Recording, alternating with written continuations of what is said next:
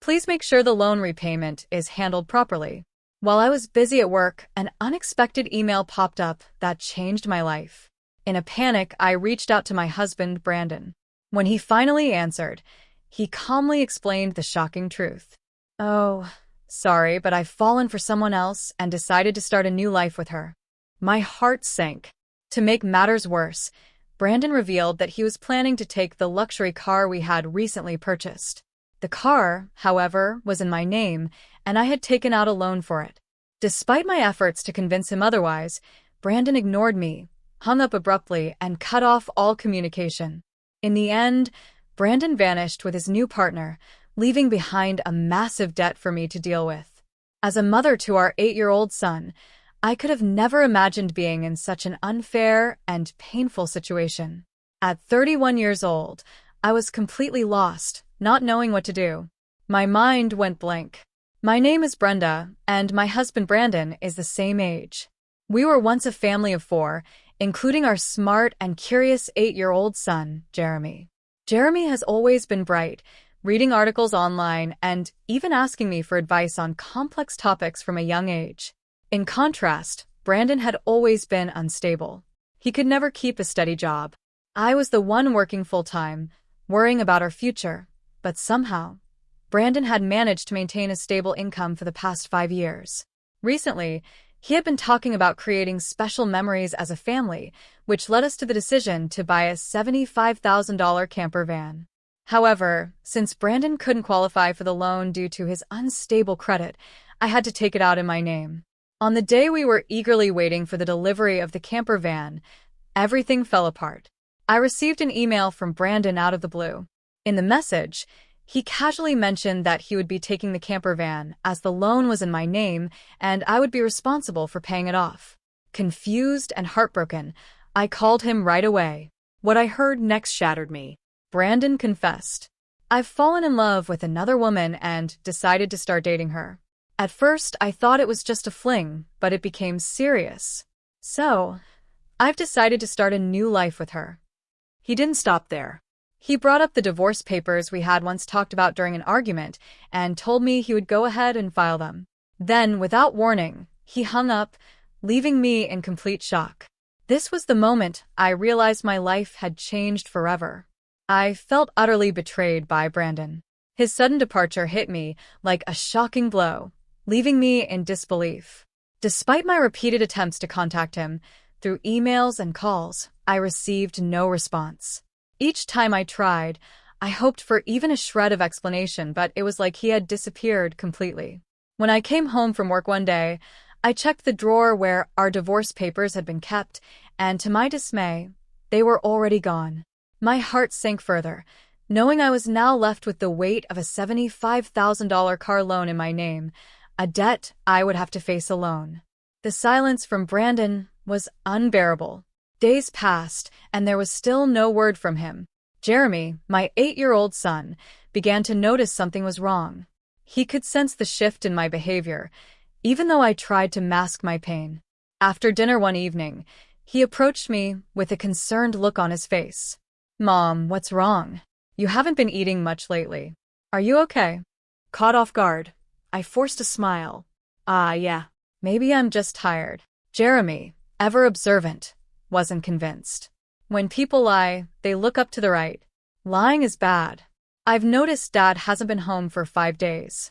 Did something happen between you two?" His sharp words startled me, and I realized I couldn't hide the truth any longer. Taking a deep breath to steady myself, I knew it was time to tell Jeremy what had happened. "Jeremy, your dad, he left us." Jeremy listened quietly as I explained everything, his expression calm, as if he had already expected it. "I see," he said after a moment. "It's just like Dad to do something like that. Aren't you sad?" I paused, unsure of how to answer. "Of course I'm sad, Jeremy," I said softly. "But I'll be okay. We'll be okay." Jeremy, surprisingly composed for his age, shrugged slightly.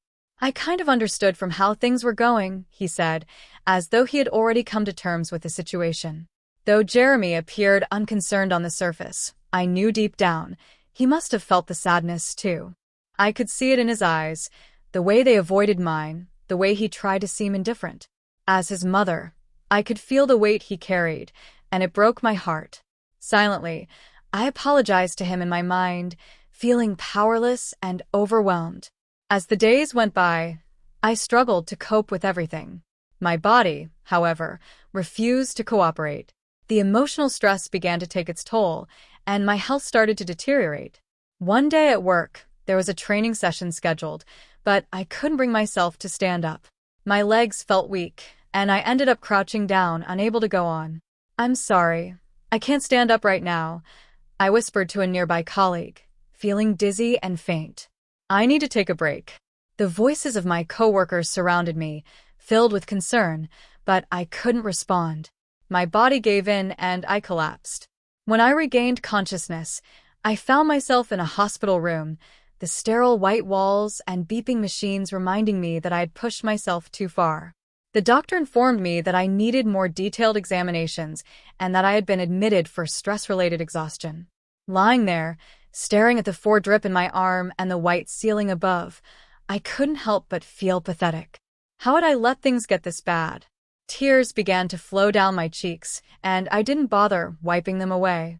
I felt utterly defeated. At that moment, Jeremy rushed into the room, his usual calm demeanor replaced with panic. His worried face brought me back to reality, and I quickly wiped away my tears, not wanting him to see me like this. "Mom, what happened?" Jeremy asked, his voice trembling with fear. "Is it serious? You're not going to die, right?" I smiled weakly, reaching out to reassure him. "Of course not, sweetheart. I'm not going anywhere. I wouldn't leave my dear son alone." Jeremy let out a sigh of relief, his face softening a little. "That's good. Really? I was called by the school and told you were taken to the hospital." I was so shocked, my heart nearly stopped. Seeing my son, so mature for his age yet still just a child, made me realize how much I needed to fight for him. I needed to get better, not just for myself, but for him. But as much as I wanted to be strong, I couldn't deny that my condition was worse than I had let on. The road to recovery would be long, but with Jeremy by my side, I knew I had to find the strength to keep going. I was diagnosed with a serious illness, and the doctor didn't hesitate to share the urgency of the situation. "You should have surgery as soon as possible," the doctor said. "Please make a decision quickly." Faced with this unexpected news, I followed the doctor's advice and underwent surgery. By the time I was discharged from the hospital, a whole month had passed since Brandon had left. Although I was relieved that the surgery had gone well, my troubles were far from over. When I returned home, I opened the mailbox and found a demand letter for the car loan payment. My heart raced with panic. The payments were supposed to be automatically deducted from my account. Why hadn't they been paid? Without delay, I grabbed my cash card and rushed to check my account balance, hoping this was just a mistake. To my shock, the $55,000 I had saved was now reduced to just $55. My thoughts swirled in confusion and anger. Brandon did this, I thought to myself. He must have drained the account. I wanted so badly to contact him, to ask him to return the money. But I had no way to reach him. Brandon had disappeared, and I was left with nothing. I couldn't sell the camper van to recover any money because Brandon had taken it with him when he left. I felt completely trapped, as if everything in my life was falling apart. Since Brandon left, everything seemed to be going in a downward spiral. My mood sank lower and lower, feeling weighed down by this series of misfortunes. Seeing me so distressed, Jeremy came over and gently placed his hand on my forehead. "You look pale, Mom," he said with concern. "Are you feeling sick again? You don't seem to have a fever, though." I smiled weakly at him, appreciating his thoughtfulness. "I'm fine physically, Jeremy, but there's more. Your father didn't just take the camper van. He also took all the money we had saved. I'm in no condition to work right now, and without that money, I don't know how we're going to make it." My voice trembled as I spoke, and I felt completely lost. Jeremy listened quietly, his eyes wide with understanding. After a moment, he spoke. "I see. Well, I can help. I'll start delivering newspapers or maybe search the internet for any jobs I can do." His words, spoken with such determination, filled me with a warmth I hadn't felt in days. My 8-year-old son, so young yet so responsible, was offering to help in ways I had never expected.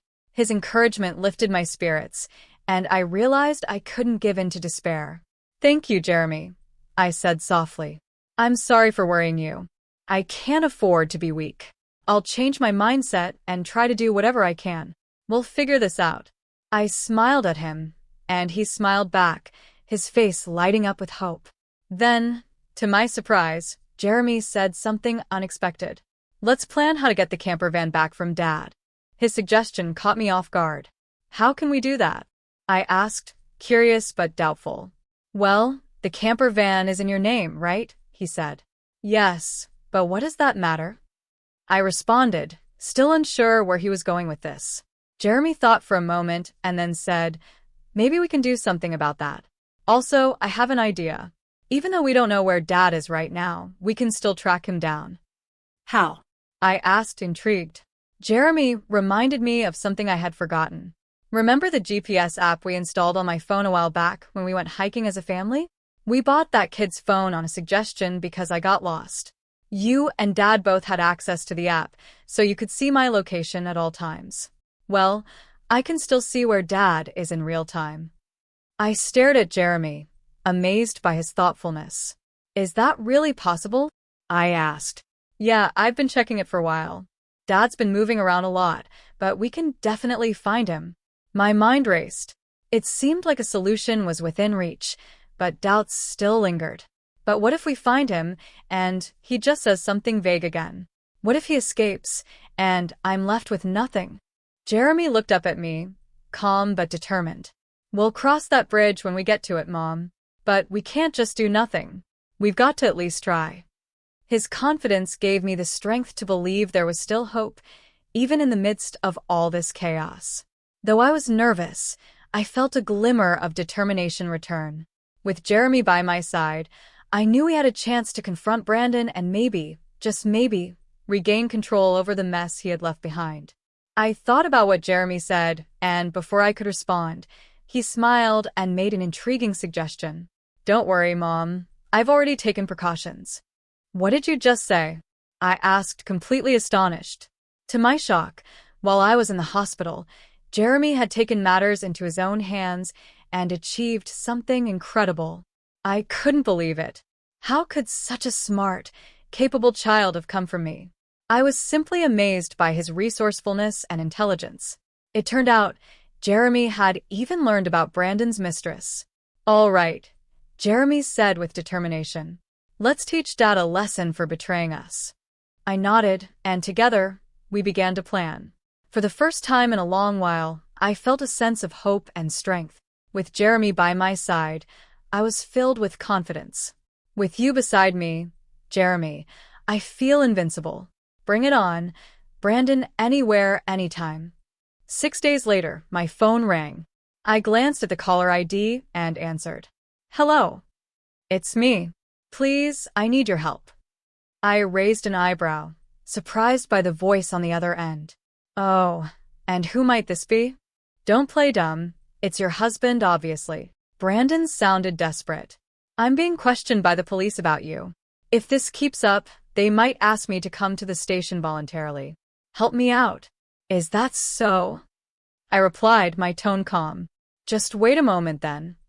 I hung up and turned to Jeremy, telling him it was time. Together, we went to the location Brandon had mentioned. To my surprise, he was at a nearby forest park, a place where people often went camping. When we arrived, Brandon was standing by the camper van, looking confused and surrounded by police officers. Seeing him like that, I couldn't help but sigh. Brandon looked pathetic, standing there bewildered. I approached the officers and calmly asked them to give us a moment to talk as a family. They agreed, stepping back to give us some space. Brandon, clearly uncomfortable with the eyes of strangers on him, urged us to get into the camper van. Inside, I noticed Brandon's mistress sitting there, legs crossed, glaring at us. But honestly, I didn't care about her anymore. She was the least of my concerns. "Thanks for coming," Brandon muttered. "But why did the police suddenly show up here? I don't get it." That's because I filed a report about the missing camper van, I explained, keeping my voice steady. Brandon's eyes widened in disbelief. What? Why would you do that? I shook my head. Isn't it obvious? My car was stolen. Brandon stammered, clearly confused. But I didn't steal it. We're married. Spouses can't steal from each other. I sighed deeply. The world doesn't work that way, Brandon. You filed for divorce, remember? We're no longer a couple. You're driving someone else's car without permission, that's a crime. Brandon's face went pale. He seemed stunned, unable to process what was happening. But I didn't steal it, I just borrowed it for a bit. Well, I'd like to use my car now, I said firmly. So, could you please return it? I extended my hand, waiting for the keys. Reluctantly, Brandon reached into his pocket and handed the keys over. I took them, feeling a sense of satisfaction and relief. It was a small victory, but a victory nonetheless. After confirming the van was returned to me, Jeremy, who had been quiet until now, suddenly spoke up. Hey, Dad, he said, his voice steady. Why did you abandon your family and choose to play around with this woman? Brandon was caught off guard by Jeremy's blunt question. He scratched his head awkwardly, clearly flustered. Before he could respond, Brandon's mistress chuckled smugly and chimed in. It's because, she began, her voice dripping with arrogance, as if she was about to explain everything. But at that moment, I realized something important. It didn't matter what she had to say. I had won a small but meaningful victory, and with Jeremy by my side, I knew we could face whatever came next. I'm more attractive than your mother. Can't you see it? Emma said smugly, glaring at Jeremy. He fell head over heels for me and decided to leave his family. Jeremy, unimpressed, responded firmly, quiet. I didn't ask you, old lady. Dad, you answer. Emma fell silent, clearly taken aback by Jeremy's stern tone, but Brandon still remained quiet, avoiding eye contact. If you can't explain yourself, that's fine, Jeremy continued, unbothered by the silence. I'll just call the police back to have you arrested. Wait, hold on. Okay, I'll talk, Brandon finally blurted out, clearly panicked. He glanced at Emma, and she shifted uncomfortably. But, Jeremy, I will never become someone like your dad, a man who betrays the people who love and trust him. Brandon, faced with Jeremy's blunt honesty, had no words. He looked pitiful, unable to come up with any defense. Seeing my son, only 8 years old, thinking clearly and speaking his mind so boldly, gave me renewed strength as a mother. I knew I had to stand firm, especially when it came to settling things the right way. And now, Brandon, I said, turning to him, return the $55,000 you withdrew from our account. That was my money. Brandon crossed his arms, his voice turning defensive. That was our joint property as a couple. I don't have to return it. No, it wasn't, I shot back. That money was what I had saved, little by little, since I was single. You've always quit your jobs halfway through, so we never saved money together. I was shocked and appalled that Brandon and his mistress had squandered the $55,000 I had worked so hard to save. In that moment, any lingering doubt I had about divorcing him vanished. I felt relieved to be free of someone so irresponsible. Brandon, realizing he had no excuse, sighed deeply. So, what now? He asked, defeated. Well, I said calmly, if you stole and used the camper van and my money, that's a serious crime. But I just sent the police away. So, it's not their business anymore, right? Brandon said, his voice trembling. I told the police we would talk, I replied. I never said I would withdraw the complaint. Brandon's face went pale as the gravity of the situation set in. I could see he finally understood that his actions had consequences, and there was no escaping them this time. With Jeremy by my side, I felt strong. We had come through so much, but now it was time to move forward and put Brandon and everything he had taken from us behind. I should add the theft of my money to the police report, I thought aloud. Mom, should I call the police now? Jeremy asked, his finger hovering over the button on his phone, ready to make the call with a single press. Brandon's mistress, Emma, had been silently watching our conversation from inside the camper van. But as soon as Jeremy mentioned the police, she tried to bolt out of the van. Just as she reached the door, she let out a loud scream that echoed through the park. Standing right outside the van were her parents, faces red with anger, looking like they were about to explode. Startled, Emma froze and stumbled back inside, her face pale. I'm sorry. Don't be so mad. But why are you here, Mom and Dad? She stammered. Jeremy smiled calmly. I called your parents beforehand. Emma's eyes widened. You did what? The truth was, during my stay in the hospital, Jeremy had taken matters into his own hands. He visited Brandon's old office and in tears told them, my dad left our home with a woman and my mom collapsed. Seeing Jeremy's sorrow and desperation, the people at the office suspected it might have been Emma. They confirmed it when they gave Jeremy her parents' address after mentioning that Brandon and Emma had been unusually close at work. There were even pictures of them looking like a couple at the company's welcome party for new employees. It turned out Emma was commuting from her parents' house. Jeremy took the address and paid her parents a visit, explaining everything that had happened. That's how they ended up here, waiting outside to confront their daughter. How could you do this to me? Emma screamed at Jeremy. You're the worst. I don't want to hear that from you, Jeremy replied coldly. By the way, your stomach seems quite big. When's the baby due? In 5 months, Emma muttered, looking away. Wait a minute, I said, suspicious. That doesn't add up. You two only met 2 months ago. How is that possible? Brandon, hearing this for the first time, turned to Emma, his eyes wide in shock. Wait, what? What's going on, Emma? You don't get it? I said, raising an eyebrow. It takes about 6 months for a baby to be born, Brandon. The child she's carrying isn't yours. Brandon's face went pale as he realized what I was saying. Emma, is that true? Have you been lying to me all along? Emma, seeing no way out, snapped. Ugh, I almost got away with it. But now that I'm caught, I can't hide it anymore. You're so naive, Brandon. You believed every lie. What a fool. Brandon's shock quickly turned to anger. Don't mock me. You've ruined my entire life, he shouted. What were you thinking, Emma? An ugly argument erupted between them, their voices getting louder and more heated. But no one stepped in to stop them. We all stood back and let them hash it out. While they argued, Jeremy and I calmly contacted the police again to explain the situation. As the sun began to set, the peaceful forest park was lit up by the flashing red and blue lights of police cars, signaling the end of Brandon and Emma's twisted plans. It was clear now that there was no turning back for either of them. I was wrong, I'm sorry. Truly, I am, Brandon pleaded, his voice shaking. I'll work hard and never cheat again. Just please, don't let them arrest me. Jeremy, standing tall beside me, didn't flinch. Dad, people don't change that easily, especially people like you who have always been lazy. I nodded in agreement. Jeremy's right. I can't trust you anymore. You need to face the consequences and pay for your crimes at the police station. Brandon panicked, his eyes darting around. But if I get arrested, I won't be able to pay back the money. Is that really okay with you? I stayed calm and firm. I don't mind. Pay me back after you've atoned for what you've done. Take your time. And don't worry, I've already found you a job to help with that. You'll work to repay the $55,000 you stole from me, plus Jeremy's child support. Brandon's face fell, knowing there was no way out.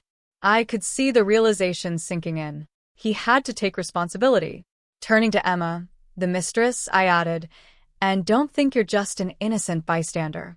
You're an accomplice in Brandon's theft, so be prepared to face the consequences as well. Emma's face paled. When I mentioned that she would be responsible for paying back the stolen money if Brandon couldn't, she started shaking with fear. Desperate, she turned to her parents for help, but they refused to get involved. We disown a daughter who causes trouble for others, her parents said coldly. With nowhere left to turn, Brandon and Emma were taken away in the police car together, looking defeated. Thanks to Jeremy's clever planning, we had finally managed to bring them to justice. Although they were released from detention shortly after, they now faced hefty payments to make up for what they had done. Through my lawyer, I filed a claim for $55,000 in damages, and Brandon also agreed to pay $1,500 a month in child support for Jeremy. To ensure he followed through, I introduced Brandon to a subcontracting factory where he could work. His wages would be directly deducted each month, paying off what he owed me and helping to support Jeremy. On top of that, I sold the camper van and freed myself from the burden of the auto loan. It felt like a huge weight had been lifted off my shoulders, and I could finally breathe again.